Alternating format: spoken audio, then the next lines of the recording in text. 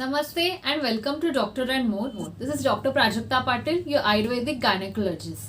I hope everyone is fit and healthy. I hope you are taking care of your mental health also. I hope you are taking care of your family and hope you are doing very well even in this tough time. So today we are going to talk about Vyayam actually. Vyayam means exercise actually. So we are going to talk about whether in certain diseases you are not supposed to do Vyayam, then regarding the season, in which season, how much Vyayam you are going to do.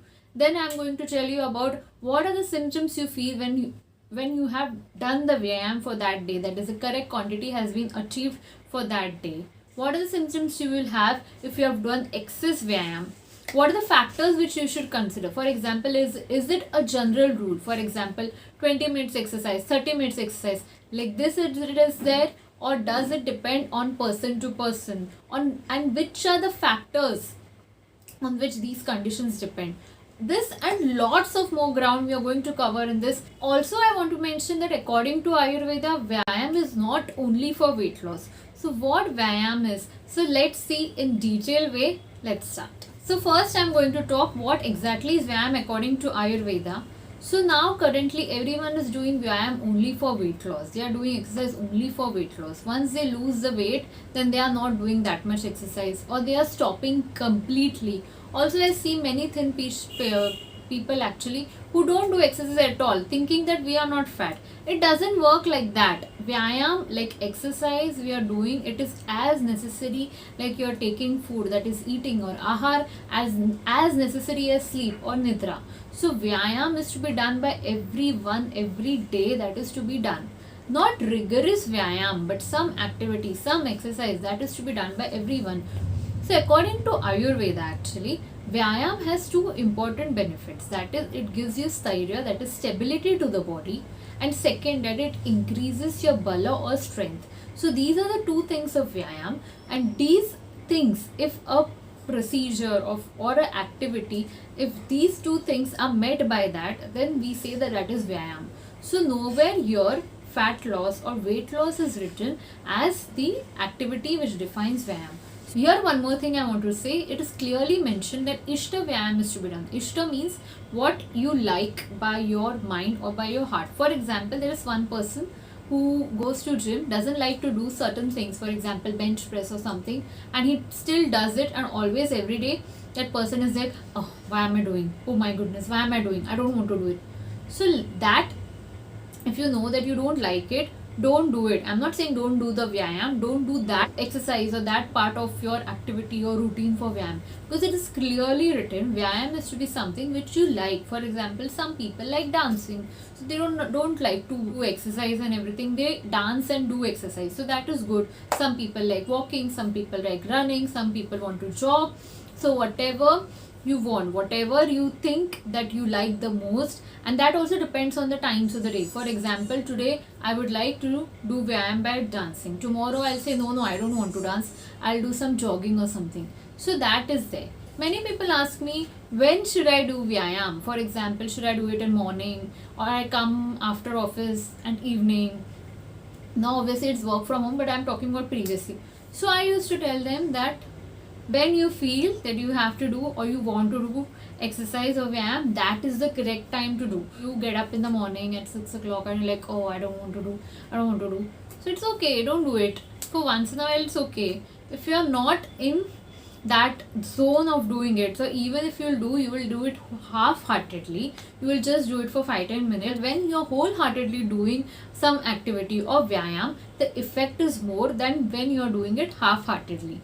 One more thing which is mentioned regarding Vyayam, that you should do it in the Uchit Matra or the correct quantity. That is, you shouldn't do excess Vyayam also, and you shouldn't do, depending upon your condition, about your Prakriti and whatever things which you are going to discuss later, depending on that you shouldn't do it in Heen Matra or less Matra also. So what is correct quantity and everything we'll see in later, but I just wanted to remember these 4 things for now. That is, Vyayam is one which gives you stability, Vyayam is one which gives your body the strength, Vyayam should be, that is something which you like by your heart, that is what is Vyayam, and third, it should be done in the correct quantity. So next we are going to talk about in what conditions and for what people Vyayam is actually contraindicated, that you should not do Vyayam. So let's see that. So first is the laborer people, that is those who are coolie, who work on construction sites, and they work the entire day. They work in the sunlight. They have to carry lot of bricks and everything, and entire day they are just doing work. So these people don't need to do Vyayam because already Vyayam occurs, right? So that is one thing.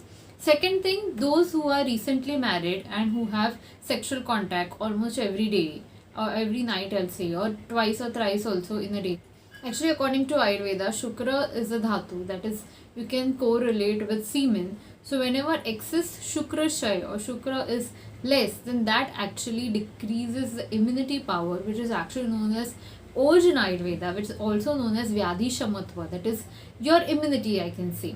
So that is there. So those people who prostitutes are there, sex workers are there, or those who are in the first year of marriage, so they are not supposed to do excess Vyayam because they are doing sexual activity too much. So excess Vyayam is not to be done. Also the people who have done lots of traveling, for example, they have come by train or something, they have come long way, or they are walked a lot, or who have daily commute only of really long time, and a commute maximum involves walking or running like that. So those are the people who are not supposed to do Vyayam. Also, when certain conditions, for example, you're really hungry, you're really thirsty, so that is not the time to do Vyayam. So in this I will say, many people ask me after coming from office, is it okay to do Vyayam? It is, you can do Vyayam if you're not too exhausted. So you can take break for some time and then you can do Vyayam. What happens after office when people come, actually, I'm not talking about current work from home, but some people do go to office still now. So after coming from office, what happens is actually you're really tired, exhausted, you want to eat also, but you want to do Vyayam also, as a result of which you don't eat that much, and then you're hungry also, you're tired also, and then you go directly to do exercise. So that can cause disastrous consequences rather than helping you. So when you're hungry, you're not supposed to do Vyayam. You're supposed to do Vyayam when you're naturally, your stomach is empty. That is when we naturally get up in the morning, your stomach is empty. That is actually the ideal time. Even if you like it or don't like it, that is naturally the ideal time. But if that natural ideal time is not ideal for you, then do the Vyayam in the time which is ideal for you. I hope you're getting it. There are certain mental things regarding, for example, your really intention. For example, there is some office meeting which you're thinking about from morning, array, what will happen. So at that time, if you do Vyayam, your half the concentration would be somewhere else. So in Ayurveda, it is said that you have to do whatever things you're doing, you have to have full concentration in that. Other things, for example, you're really sad, you're really angry on someone, so that time you're not supposed to do exercise. This is obvious things. There are certain things, certain conditions or diseases, physiological states in which you're not supposed to do Vyayam. For example, for girls and women, actually, when they are having menses, when you're actually menstruating, you're not supposed to do Vyayam at that time. Second is the patients who are having asthma. So they have to do Vyayam in consultation with their doctors only, not to do excess Vyayam. If you actually have some cut or you're wounded, so if it is a small scratch, it's okay. But when you're actually having a big cut or big wound or something like that, so at that time you're not supposed to do Vyayam.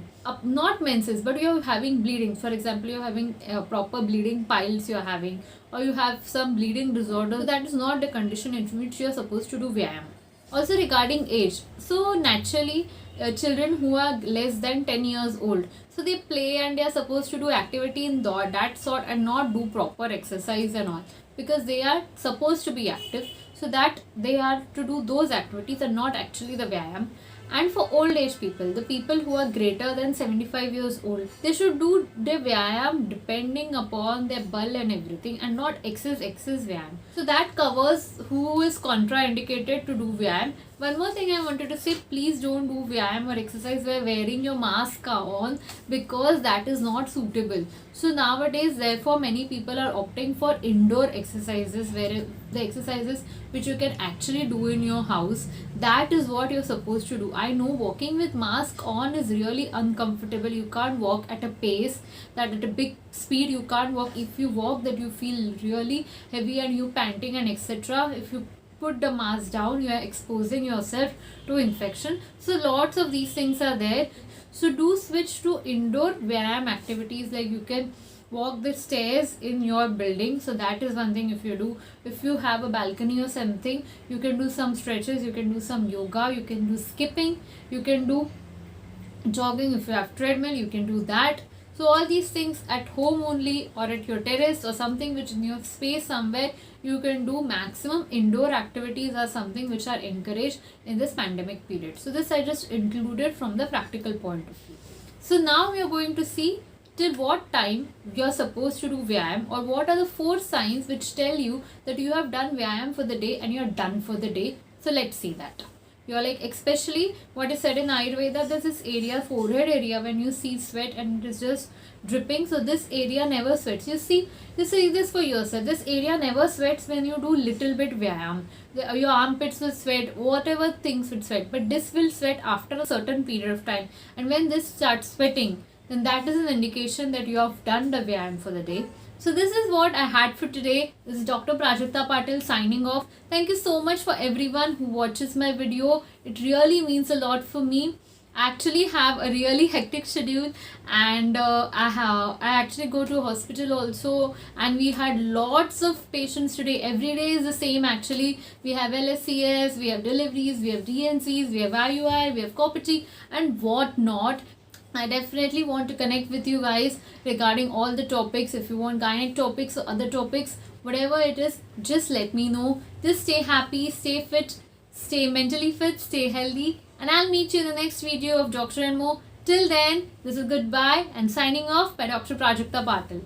Bye and namaste.